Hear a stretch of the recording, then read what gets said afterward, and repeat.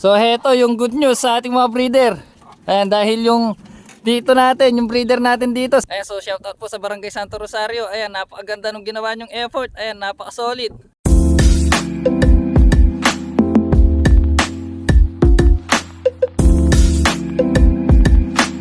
At ayan, so magandang araw po sa inyo lahat. Ayan, so ngayong araw nagpapakain na ako nung ating mga ibon. Ayan.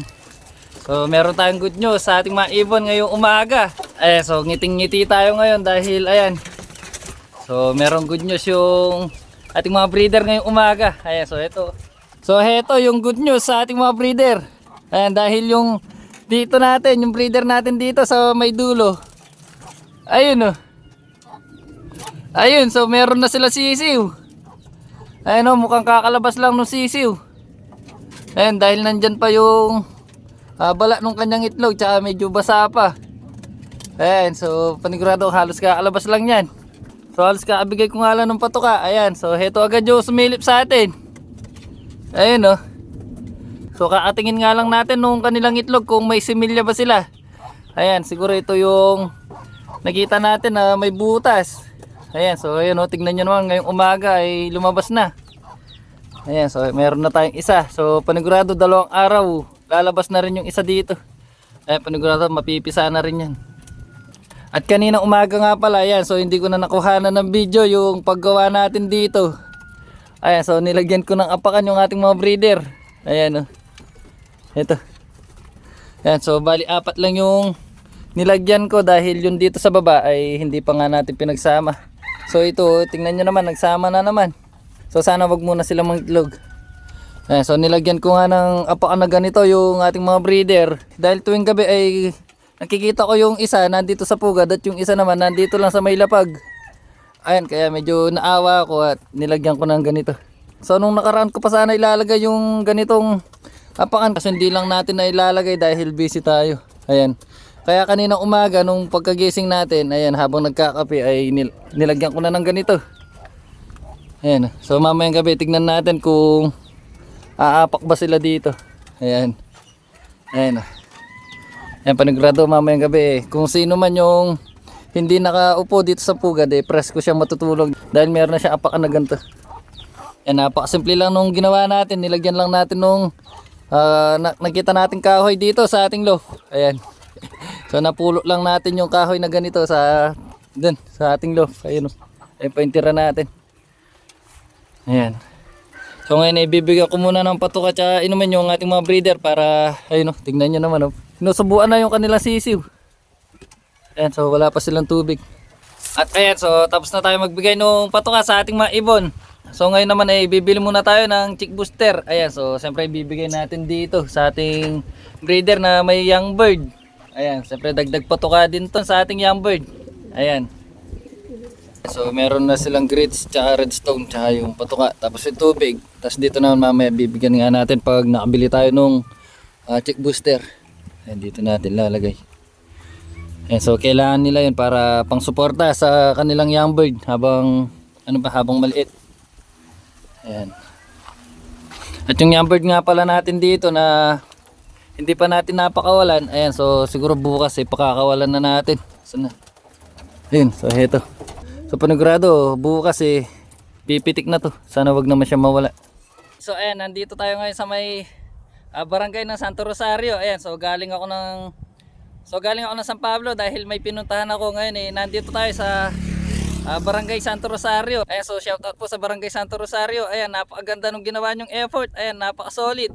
So hindi ko mapigilan, hindi kuhanan ng video yung lugar dito. Ayan, so heto po, ipapakita ko kung ano yung ginawa nila at bakit napaka-solid nung kanilang effort. So shoutout Barangay Santo Rosario. Ayan o, napaka-solid nung kanilang effort, napakaganda. Ayan, so hindi ko alam kung meron silang contest dito o talagang ganito lang sila mag-ayos tuwing magpipesta dito.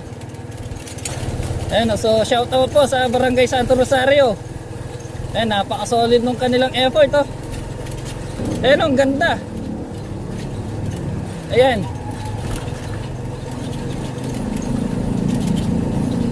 Ayan, ang ganda nung kanilang ginawa oh.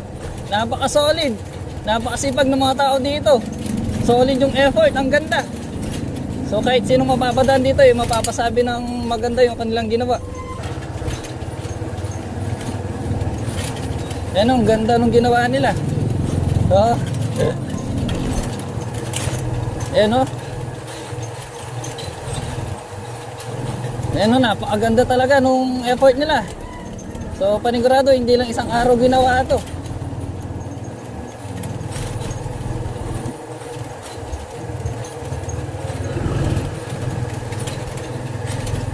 Hindi naman. Napaka-solid, ang ganda.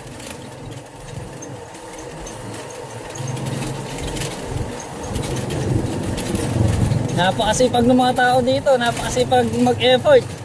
Ayan o, kahit sino mapapadaan dito, mapapasabi ng ang ganda nung ginawa nila. Ayan o, kung lahat nung magpipiesta, ganito yung ayos.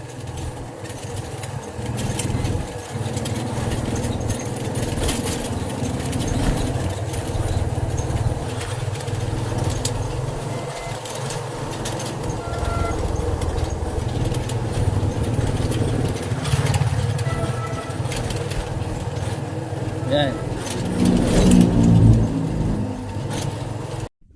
At so nakauwi na nga tayo. So shoutout ulit sa Barangay Santo Rosario. So napaka-solid po ng inyong ginawang effort. So napakagandang dumaan ngayon diyan.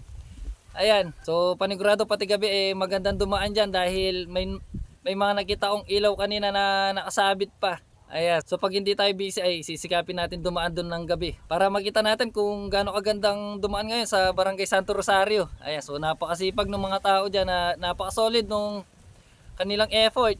Ayan. So shoutout ulit sa Barangay Santo Rosario. At ayan, so kanina nung pauwi nga tayo ay heto. Ayan. So bumili na rin tayo ng mga chick booster at ito yung pagkain ng lovebirds. Ayan, so yung chick booster nga ay ibibigay natin dito sa may young bird natin. Ayan, so bumili nga tayo ng chick booster para pag nagpasubo yung ating mga breeder ayan. So ito yung papasubo nila sa kanilang mga young bird dahil ano to, malambot tsaka mabilis matunaw. Ayan. Maya magpapakain na rin tayo. Ayan, medyo maaga tayo magpapakain ulit ngayon dahil mamaya papasyal kami kay nanay. So nagyaya sila po yung pumasyal doon. So ngayon ibibigyan ko muna ng chick booster yung dito natin, yung may young bird. At ayan, so nabigyan na natin ng chick booster yung ating breeder na may sisiw. Ayun, so tinutuka-tuka na niya. Ayan. So ito agad yung inuna niya. Nilagyan ko pala ng kaunting ayan, pagkain ng lovebirds. Ayan, pero mas marami yung chick booster na nilagay natin. Ayan, so panigurado ito yung unang papasubo niya mamaya dun sa kanyang sisiw. Ayan, at kanina nga pala, ayan, tingnan nyo naman yung aking ginawa. Ayan, so nilagyan ko na ng number yung mga breeder cage natin. Ayan. Ayan, parang batang maliit yung nagsulat. Ayan o.